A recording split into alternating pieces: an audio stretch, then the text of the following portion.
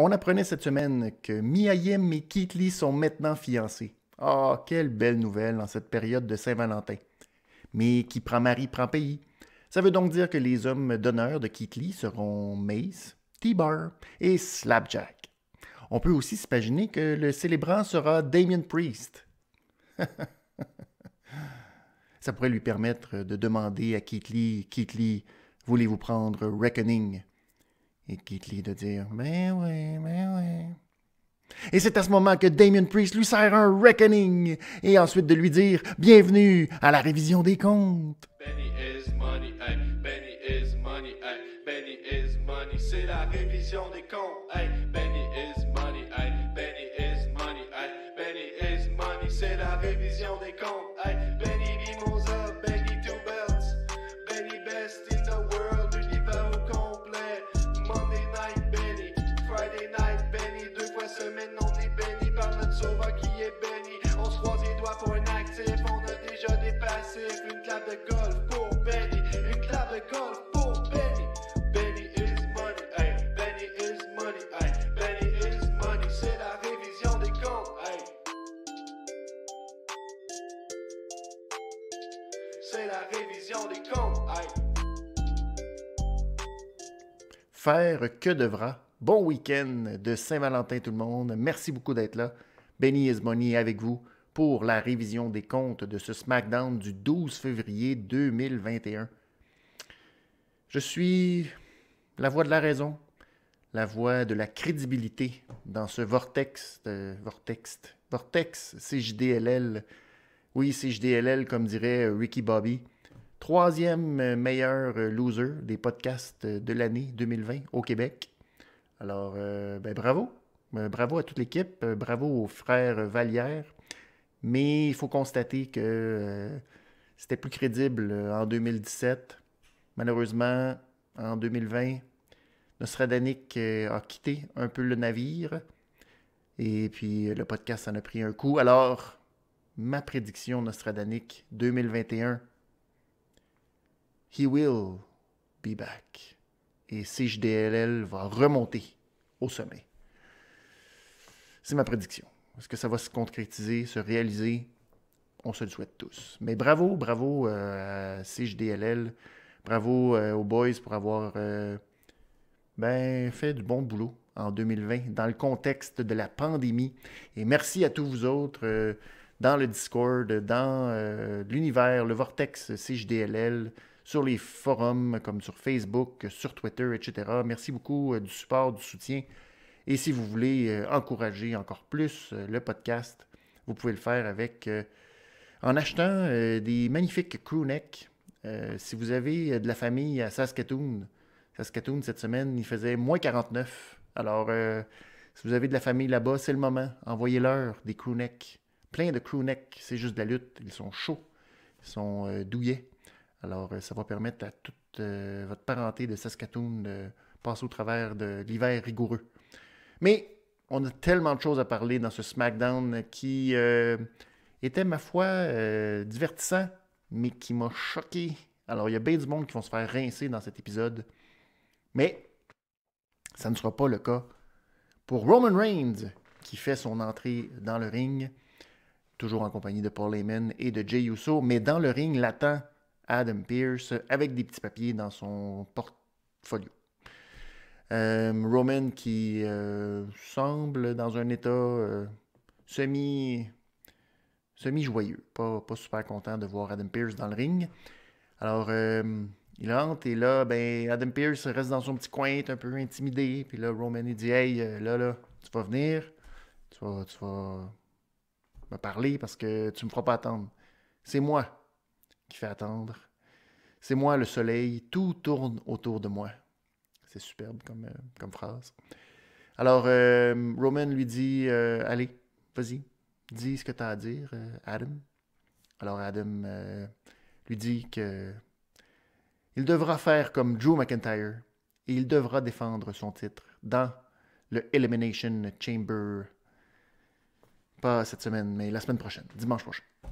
Et là, Roman pointe vers Paul Heyman qu'il règle la situation. Alors, Paul Heyman règle le tout tel l'avocat conseiller qu'il est, en disant que si on lit clairement le contrat, Roman Reigns doit apparaître, doit être au Elimination Chamber, mais l'événement, pas le match en tant que tel. Donc, il doit défendre sa ceinture à Elimination Chamber, mais pas dans la Chamber. Alors, ce qu'il propose, c'est que le gagnant du match de Elimination Chamber affrontera Roman Reigns le soir même, dans un match 1 contre 1, tout de suite après le match. Adam Pearce est un peu pris de court, dit qu'il accepte, mais c'est comme un petit peu... C'est flou, cette partie-là, mais bon, on semble accepter. Mais Adam décide de faire des matchs de qualification pour le Elimination Chamber, sauf qu'il a 2 personnes en tête qui, pour lui, ne doivent pas passer par cette qualification et qui rentrent automatiquement dans le Elimination Chamber. Et le premier étant Jey Uso, probablement pour mettre un petit peu de pression sur Roman, le narguer un peu, jouer dans sa tête.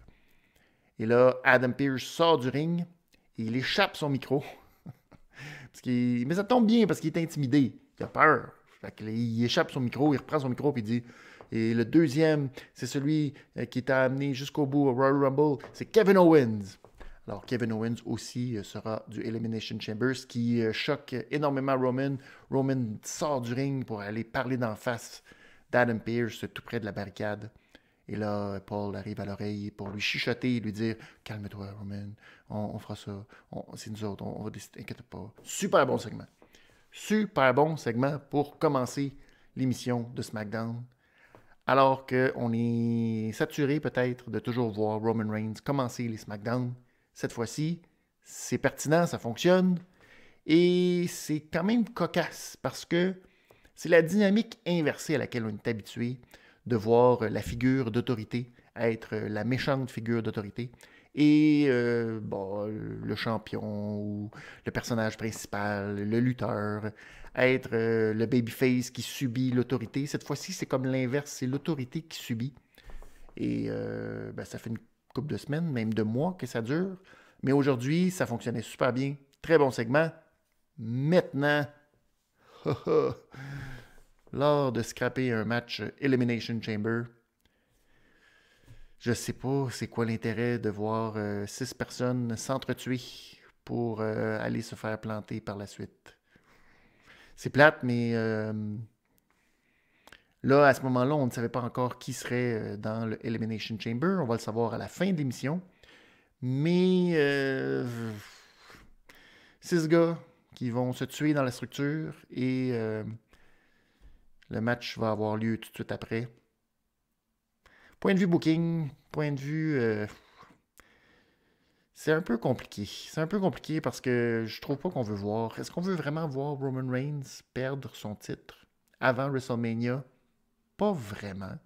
Le personnage est trop fort, le personnage est trop intéressant pour qu'il perde sa ceinture de cette manière-là, mais en même temps, il y a comme quelque chose de... je vais prendre l'exemple. Si Kevin Owens remportait ce match... et que là, encore une fois, il perd contre Roman Reigns, c'est compliqué. C'est un peu difficile, c'est un peu... Fait que à ce niveau-là du booking pour le Elimination Chamber en tant que tel, je pense que c'est raté. Mais pour le segment, je vais leur donner un actif pour commencer SmackDown. Ça commençait très bien. Le premier match de la soirée, King Corbin et Sami Zayn qui affrontent Dominic Mysterio et Rey Mysterio. Avant le match, Adam Pearce était sur le gros nerf parce que là, il y a l'Elimination Chamber qui s'en vient. Puis là, il vient de réaliser qu'il faut qu'il fasse des matchs de qualification. Ça ne sera pas aussi simple qu'à Raw. Mais il est tellement chanceux parce qu'il a une assistante à SmackDown. Alors, c'est Sonia qui lui dit « Non, check, prends ce coup, Adam. J'ai trouvé une solution. Je vais... le match qu'on a décidé entre King Corbin, Sami Zayn face au Mysterio, ça va être un match de qualification. Alors, l'équipe qui va gagner vont qualifier les 2 membres pour l'Elimination Chamber. Adam Pearce, là, il sent qu'il est soulagé. Il est comme, OK, suis pas tout seul là-dedans. Fait qu'il est comme un peu rassuré de tout ça. Bravo, Sonia. Après, on peut questionner Sonia Deville qui fait des matchs qualification par équipe pour un match où tout le monde est tout seul à Elimination Chamber. C'est louche, mais ça fonctionne. Puis ça a fonctionné. Fait on va dire que c'est correct. Sonia, elle commence là-dedans. Il faut lui laisser une chance. Hein? Bref, le match entre Rey Mysterio, Dominic King Corbin, Sami Zayn. Au début, Sami Zayn est entré au micro avec ses documentaristes et il s'est plaint du fait qu'il devait se qualifier pour ce match, qu'il n'était pas automatiquement admis. Ça a fait en sorte que Mysterio, les deux Mysterio, Dominic et Rey, l'ont frappé tout de suite avant que le match commence. Ils l'ont fait tomber en bas du tablier du ring. Alors là, King Corbin est arrivé pour commencer le match contre Rey. C'était un gros début de match, intense. Et là, Rey a placé King Corbin en position du 619, mais Sami Zayn était retourné de l'autre côté et il a fait tomber Rey Mysterio. Mais là, Dominic est parti telle une fusée pour aller faire un suicide dive. Et si vous vous souvenez du suicide dive de Carmella face à Sasha Banks, c'était au Royal Rumble. Eh bien, Dominic a pris des notes. Et lui aussi, il a fait le même genre. Mais lui, il était du côté de la table des commentateurs. Alors, il a fait son suicide dive. Et il s'est rendu compte que la table n'était pas si loin que ça, finalement. Il s'est pété à la face, direct dedans. C'était super. Je ne sais pas si on pourrait considérer ça superbe, mais puisque c'était un suicide dive, ça portait très bien son nom. Il a failli se tuer, le pauvre. Ça nous a amené à la pause. Au retour, il y a eu quelques bons échanges, un bon segment entre Dominic et Sami Zayn qui se sont échangés les coups, très athlétiques. Ça s'est super bien passé pour Dominic, qui semblait avoir le vent dans les voiles. Ensuite, il y a eu les tags. Corbin s'est fait prendre justement par Rey en ciseaux pour se faire envoyer dans les cordes. Dominic et Rey ont décidé de faire un 619 simultané. Là, Sami a lancé Rey en bas du ring. Finalement, il a envoyé Dominic dans le coin. Et il avait réussi tout d'abord un Blue Thunderbomb. Ensuite, il l'a envoyé dans le coin. Et il lui a fait son Helluva Kick pour la victoire. Victoire de Sami Zayn et King Corbin qui se qualifient pour le match de Elimination Chamber. Un excellent match. On a vu toute la qualité, je trouve, dans ce match-là de Sami Zayn, qui est peut-être pas considéré comme un lutteur athlétique, mais qui, dans un contexte comme avec Dominic, un peu, peut-être qu'on pourrait faire des parallèles avec Seth Rollins, a super bien fait paraître Dominic. Il y a eu un super bon segment, puis même avec Corbin, c'était plus souvent avec Rey, mais ça fonctionnait quand même assez bien. Puis il y a eu des super beaux moves, puis un suicide dive assez spectaculaire de Dominic. Alors, pour tout ça, je leur ai donné la note de 3,5 sur 5 et un beau actif. C'est Biggie qui décide d'offrir un Open Challenge à quiconque veut bien le défier pour sa ceinture intercontinentale. Biggie, avant le match, fait une promo dans le ring en disant qu'il est aussi solide sur ses jambes que Tom Brady, sauf après quelques tequila avocats. Hein? Sacré Tom. Et qu'il est aussi fort que de la Gorilla Glue. Si vous avez suivi la malheureuse histoire de cette pauvre femme qui s'est mis du spray net de Gorilla Glue dans les cheveux. Quelle histoire. Mais tout ça amène Apollo Crews dans le ring. Dit à Biggie qu'il n'en a pas fini avec lui et qu'il veut encore le défier pour la ceinture, mais Biggie refuse. Biggie, lui, voudrait affronter n'importe qui dans le Thunderdome, dans le Tropicana Field, même un agent de sécurité, un concierge, peu importe, n'importe qui, sauf Apollo Crews. Alors, finalement, les deux se parlent d'en face. Et finalement, Biggie demande à ce que le vrai challenger s'amène, et c'est Shinsuke Nakamura qui répond à l'appel. Alors, match un peu oubliable entre les deux, un match relativement court. Les deux vont essayer de se faire leur finisher. Par deux fois, Nakamura va rater son Kinshasa. Biggie, lui aussi, par deux fois, va rater son Big Ending. Mais la deuxième fois, c'est parce que Apollo rentre dans le ring pour faire un dropkick à Biggie et causer la disqualification. Alors, tout ça est un petit peu ordinaire au niveau de l'originalité. On voyait ça venir un petit peu gros comme le bras. C'est un peu dommage parce que Nakamura avait un bon push. J'ai pas trop compris le contexte de l'envoyer là-dedans, dans cette histoire-là. Est-ce que c'était pertinent de ramener Apollo, encore Apollo? Il me semble que ça fait plusieurs fois qu'Apollo a sa chance. C'est une drôle d'histoire. Je suis pas certain que. Je suis pas certain que ça fonctionne et je trouve que ça retient un peu Biggie, qui pourrait avoir une run plus intéressante que ça avec le titre intercontinental. Mais on dirait que.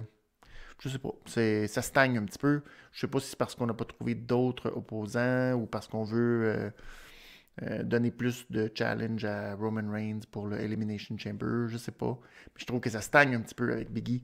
Alors, pour ça, malheureusement, je leur donne une note de passage de 3$ sur 5. Et malheureusement, je mets ça dans la colonne des passifs.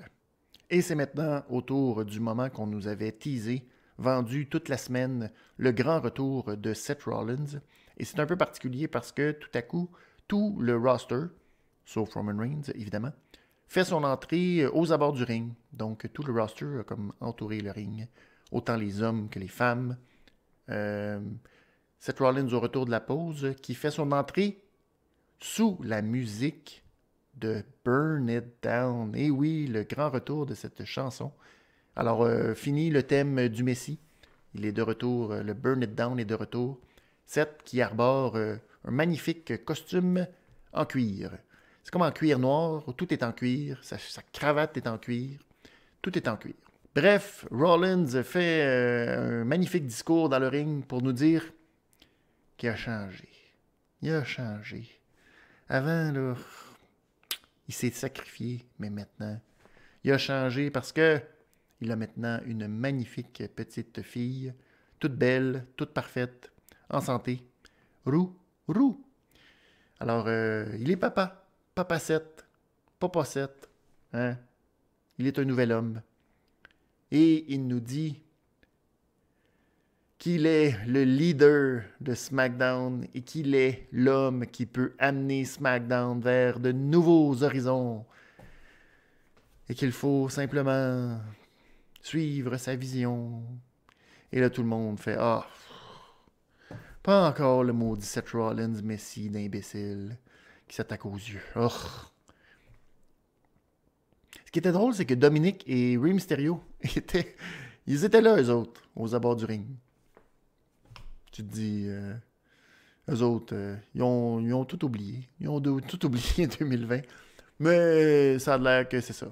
Au moins, tout le roster s'est dit, ah, Seth Rollins, quelle merde.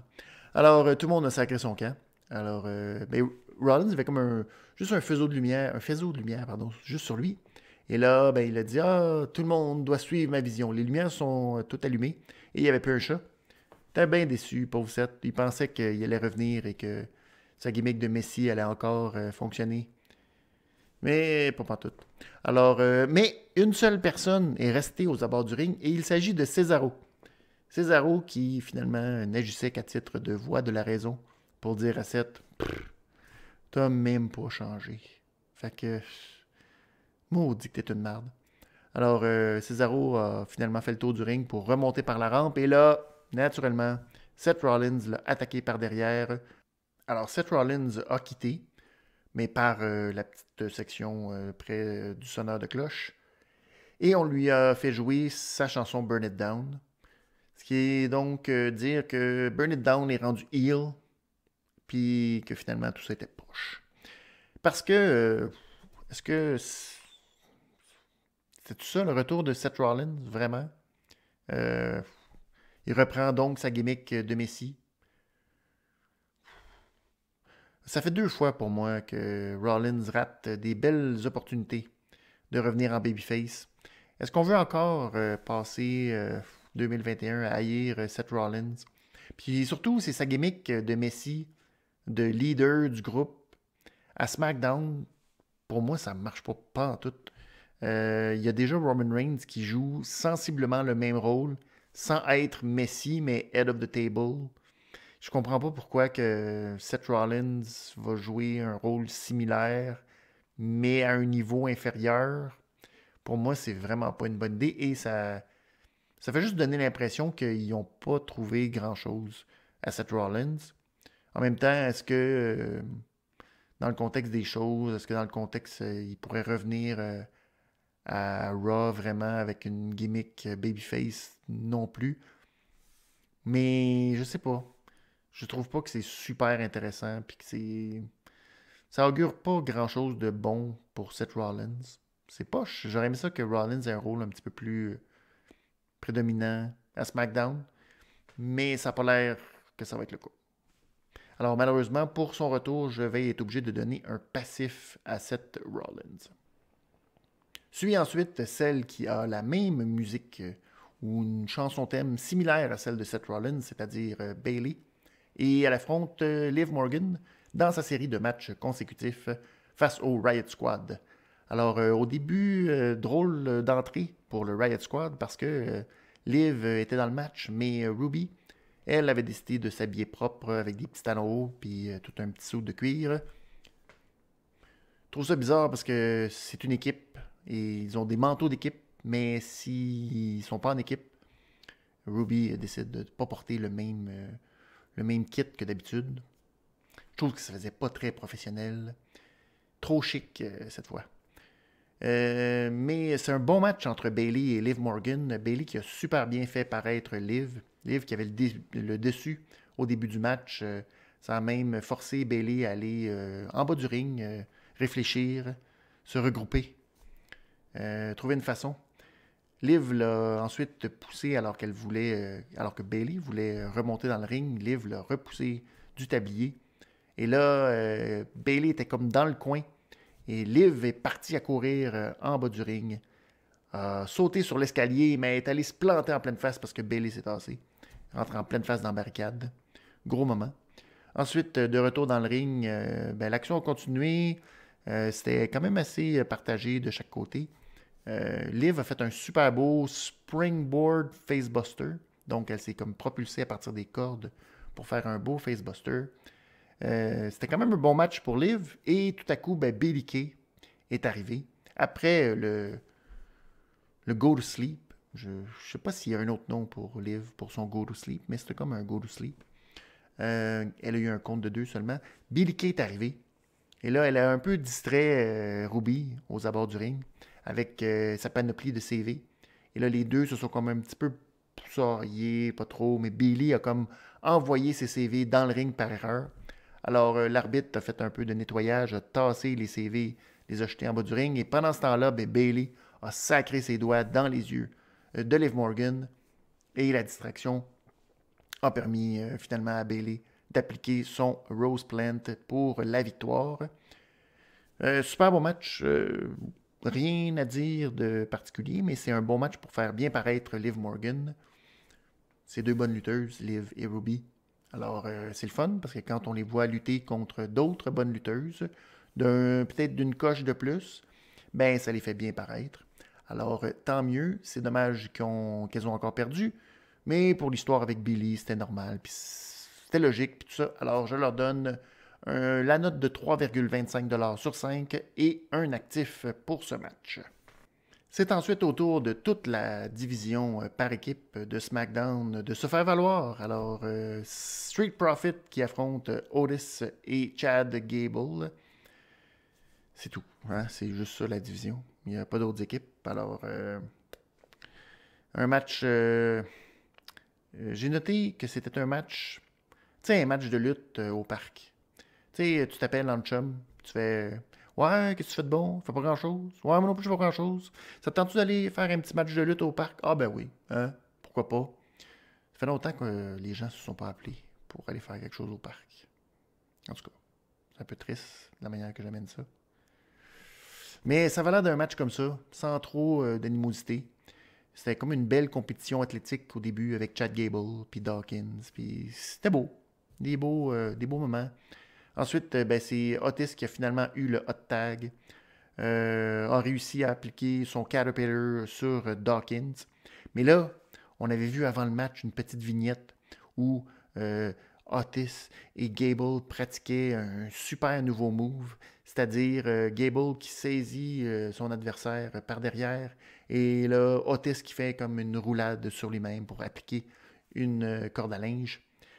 Mais malheureusement, ils ont voulu faire la même chose sur Dawkins, mais Montez a fait trébucher Otis, en fait a tiré sur la corde alors que Otis se lançait dans les cordes. Otis a passé par-dessus la troisième corde, il est tombé. Ça a permis à Dawkins de reprendre le dessus, de donner le tag à Ford qui s'était lancé from the Evans et pour la victoire avec le compte de 3. Match, ouais, un peu ordinaire parce que c'est comme triste un peu dans un sens de voir que la division par équipe, c'est presque rien à SmackDown. De voir deux équipes babyface une contre l'autre, il n'y a pas tant d'animosité. Les Street Profits qui semblent jouer tweener un petit peu, c'était pas... c'est un match assez oubliable. Alors malheureusement, je leur donne simplement la note de passage, 3$ sur 5. Et parce qu'il n'y avait pas beaucoup d'intérêt, je vais leur donner simplement un passif. Mais là, juste pour me choquer, Street Profit retourne sur la rampe, célèbre leur victoire. Et là, ben, la musique de Sasha Banks qui arrive, parce que c'est elle qui va être le prochain segment après la pause. Alors, elle commence à faire son entrée. Elle arrive à la hauteur de Street Profits. Tout le monde se regarde et tout le monde se met à danser. Wouhou, on danse, il y a de la bonne musique. Puis, ah oui, c'est le fun. Nanana, nanana, nanana. Montez. Allô? Tu veux-tu vraiment que je te rince? C'est la Saint-Valentin en fin de semaine. Montez. Calvas. Hello? Ta femme, Bianca. Voyons. Elle va l'affronter peut-être à WrestleMania. Toi, tu danses avec. Oui, c'est le fun, la bonne musique. Montez. Sérieux? Tu me choques. Tu devrais, là, être arrogant. Tu devrais dire, hey, calme-toi, toi, Sasha Banks. Remettre à... Non, tu es là puis tu danses avec. Montez. Fait que je suis choqué. Je suis de même. Je suis comme... Et la promo de Sasha Banks commence. Sasha qui s'enfarge en partant dans ses mots, pas capable de dire EST. Elle veut parler de Bianca Belair, mais... Je sais pas, elle avait comme une patate dans la bouche quand elle parlait. Très mauvaise promo de Sasha Banks. Je suis vraiment désolé pour elle. Bianca Belair fait donc son entrée parce qu'elle se sent interpellée, n'est-ce pas? Alors, Sasha lui a dit qu'elle l'aimait bien, mais que, tu sais... Alors, Bianca Belair fait son entrée, puis elle dit « moi aussi, je t'aime bien, mais tu sais, t'es pas ma boss, hein? Puis c'est moi qui va décider que Je dis parce que la musique de Nia Jax et Shayna Baszler se fait ressentir. Et là, on se dit, oh non. Ils vont nous donner un match par équipe entre Bianca Belair et Sasha Banks. Les deux peut-être futures aspirantes contre les championnes par équipe. Oh. Mais non, rien de tout ça va arriver. Je sais. Vous le sentez dans ma voix que je suis là découragé par ce qui s'en vient. Parce qu'on se souviendra de ce qui s'est passé cette semaine à Raw. Alors, Shayna et Nia, surtout Nia, dit qu'elle s'en fout complètement de Bianca Belair parce que c'est eux autres qui sont plus importantes, puis ils s'en foutent de la décision de Bianca, etc. Mais là, Sasha, elle leur dit non, mesdames, j'avais lu entre les branches, j'avais entendu les rumeurs que vous viendriez à SmackDown ce soir, alors j'étais prête. Voici une vidéo. Et on passe à une vidéo. Et c'est Naomi qui réussit à battre Shayna Baszler. Alors on revient, puis là, les deux, Bianca et Sasha, qui rient un peu. C'est quand même drôle, là, mais c'est pas la vidéo qu'on voulait voir. Et là, Nia de dire non, vous allez pas faire ça, non. Alors là, Bianca dit ah ouais, montre-nous le vidéo. Et là, on voit le vidéo de Nia Jax. Cette fois, c'est pas censuré comme c'était sur YouTube. Naya qui fait sa descente de la cuisse sur le tablier et qui se fracasse le trou. Vous savez que Touchy, hein? Vous avez vu ça sûrement passer, que Touchy, elle va faire un Touchy à Nia Jax pour se soigner le trou. C'est très fâchant. Alors que c'est juste de la lutte, fait des efforts phénoménaux depuis des années maintenant pour faire la promotion de Touchy. Silence radio, mais Nia Jax se fracture le trou et tout de suite, on lui commandite potentiellement un Touchy. Très insultant.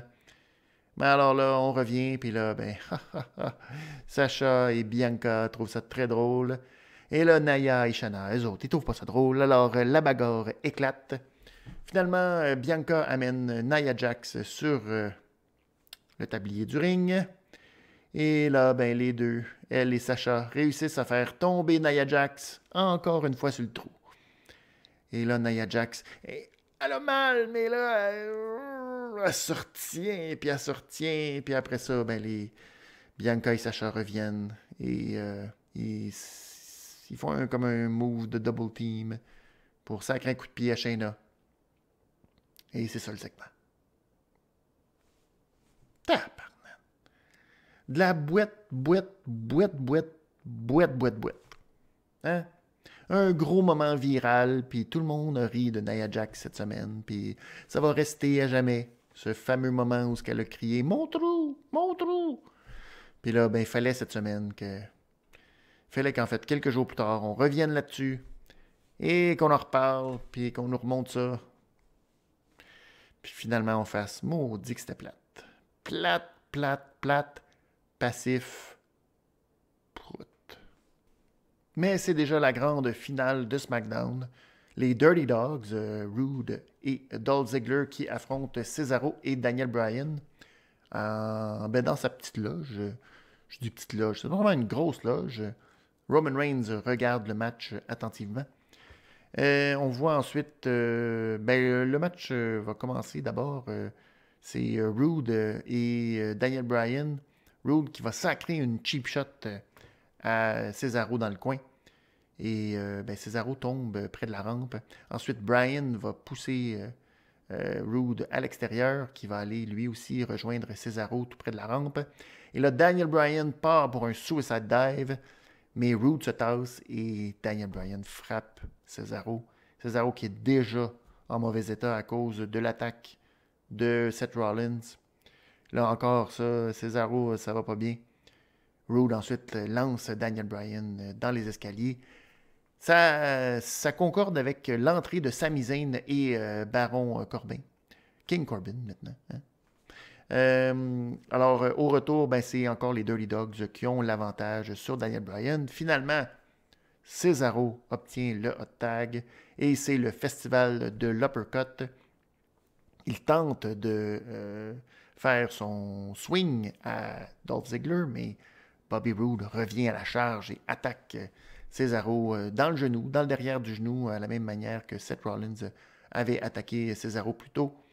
Ensuite, ça continue un peu. Bryan revient avec un running knee. Finalement, Cesaro réussit à appliquer le swing à Dolph Ziggler avant de le placer dans le sharpshooter pour la victoire, l'abandon de Dolph Ziggler. Alors, grosse victoire pour Cesaro, encore une fois, qui est sur un momentum incroyable à SmackDown. Je vais vous donner tout de suite la note, 3,25 sur 5. Un très bon match tag team. La seule chose, le booking de ce match-là, c'est que Cesaro et Daniel Bryan sont maintenant qualifiés pour le Elimination Chamber. Mais pour ce faire, ils ont battu les champions par équipe, alors que Cesaro était amoindri. Qu'est-ce que ça laisse des champions par équipe qui sont déjà dans une division inexistante, et là, ils perdent contre deux gars qui se battaient un contre l'autre la semaine passée, qui n'ont jamais fait équipe, qui ont été attaqués plus tôt, qui ne sont pas à 100%. Ça, c'est vraiment poche pour les champions par équipe. Et malheureusement, quand le match a été annoncé, sachant que Corbin et Sami Zayn avait été sélectionné, disons que les chances de Ziggler et Roode étaient assez minces de faire partie du Elimination Chamber. Alors, on savait déjà comment ça allait se passer. C'est comme plate que ce soit les champions par équipe qui soient comme utilisés dans ce genre de match-là de qualification. Ça marche comme pas. J'aimerais ça donner un actif à cause que le match était bon, puis parce que les lutteurs ont fait une super bonne job, et que Cesaro, mon Dieu, ça faisait tellement longtemps qu'on ne l'avait pas vu comme babyface, puis il est tellement meilleur comme babyface, puis on a le goût d'embarquer avec lui, puis quand il se met à faire des European uppercuts, on a le goût, on embarque, puis c'est le fun, puis il y a quelque chose de... Il y a une drive, Cesaro, que... Fouille-moi, pourquoi? Parce qu'au micro, c'est correct, mais c'est sans plus. Mais il y a quelque chose dans le ring, il y a une bonne dynamique de babyface. Puis là, ben, c'était le fun de le revoir. Fait que tout ça, ça donne le goût de mettre ça dans les actifs. Mais maudit que le booking il est comme plate, puis qu'il met personne en valeur, puis que... Fait que je suis un peu embêté. Mais, finalement, tout ça va mener à Sami Zayn et Cesaro. Sami Zayn et King Corbin qui s'avancent vers le ring. Et là, par derrière, Jey Uso qui arrive avec une chaise et qui t'envoie ça, clac, pour frapper Cesaro dans le dos. Et là, ben, finalement, Sami Zayn et King Corbin vont attaquer Daniel Bryan. Et là, tout le monde va rentrer dans le ring. Et là, ben, Sami va un peu se retourner contre King Corbin, l'attaque et le rentre dans le poteau. Finalement, tout le monde se bagarre. Daniel Bryan revient. C'est le chaos. Stone Cold! Stone Cold! Stone Cold arrive! Et là, Stunner! Stunner! Stunner! Stunner! Stone Cold qui sert des stunners à tout le monde. Et le show se termine avec Stone Cold qui dit à Roman Reigns, « Je suis encore là. Je ne m'en vais pas. Stone Cold. Stone Cold. » Bon, vous aurez compris que c'était Kevin Owens.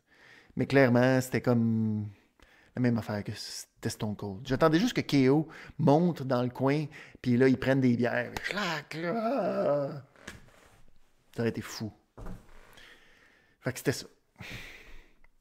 Il y a une partie de moi qui était super contente de voir ça. Il y a une partie de moi qui fait...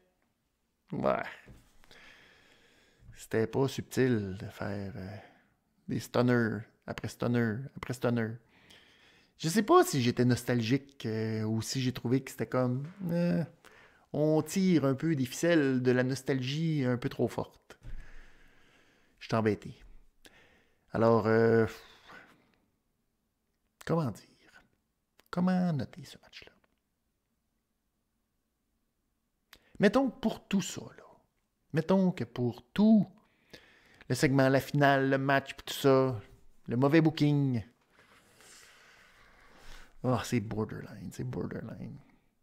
Étiez-vous content de voir KO faire des stunners? Moi, j'ai crié Stone Cold! Stone Cold! Ah, juste pour ça, on va mettre ça dans les actifs. Alors, SmackDown aujourd'hui, c'est du 50-50. C'est autant passif que actif, mais dans l'ensemble, c'est un super bon show. Ça va vite, beaucoup plus vite qu'un Raw, par exemple. C'était très bon, mais le booking, c'est du drôle de booking. Pas super fort. C'est correct. Il y a des affaires qui sont bonnes, des affaires qui sont moins bonnes, mais c'est vraiment des décisions qui sont un peu plates parce que, comme là, le match de Elimination Chamber, pas super excitant. Les matchs de qualification, ouais, c'est correct, mais sans plus. Ça manque, il y a quelque chose qui manque dans une certaine forme de logique, puis de faire bien paraître tout le monde. C'est plate, le show était bon, mais je trouve que le booking n'a pas servi la cause des lutteurs aujourd'hui. Mais qu'est-ce que tu veux? C'est comme ça. Mais je vais donner un 3,25$ tout de même à SmackDown. Et on passe aux Awards.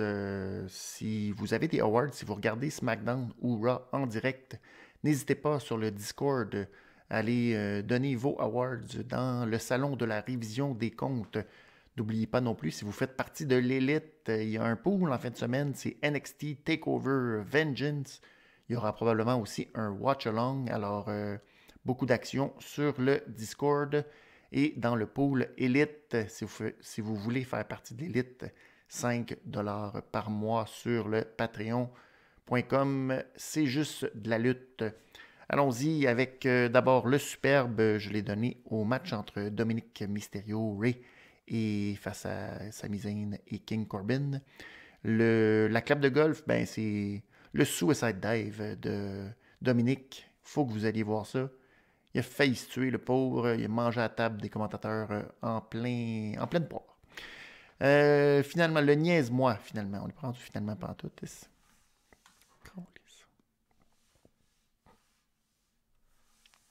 Le niaise-moi, la décision qui vous a...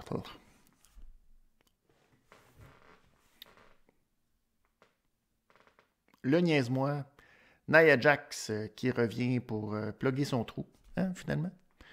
Ensuite, le Jean Héroldi, je l'ai donné, moi, à... C'est difficile, ce Jean Héroldi, parce qu'il y a beaucoup de gens... Le look de Seth Rollins a fait beaucoup jaser, je pense. Il y avait une discussion... Oh, c'est pas ça. Le Jean Héroldi, sur Discord, Ricky Bobby le donnait à Seth Rollins pour son superbe suit en cuir. Tout de cuir. Magnifique costume. Tu vois, Marcus Black, lui, trouvait que ça méritait une contravention de style. J'étais pas certain. Je suis encore mitigé. Peut-être dans les prochaines semaines, qui sait, je me ferai une tête et je prendrai une décision. Pas pour l'instant. Ma contravention de style, par exemple, je la donne à Ruby Riott pour son manque de conformité. C'est bizarre, ça. Mais en tout cas, et ça ne marchait pas avec Liv, alors là-dessus, je lui donne la contravention. Et pour mon Jean Héroldi, je vais le donner à Kalisto.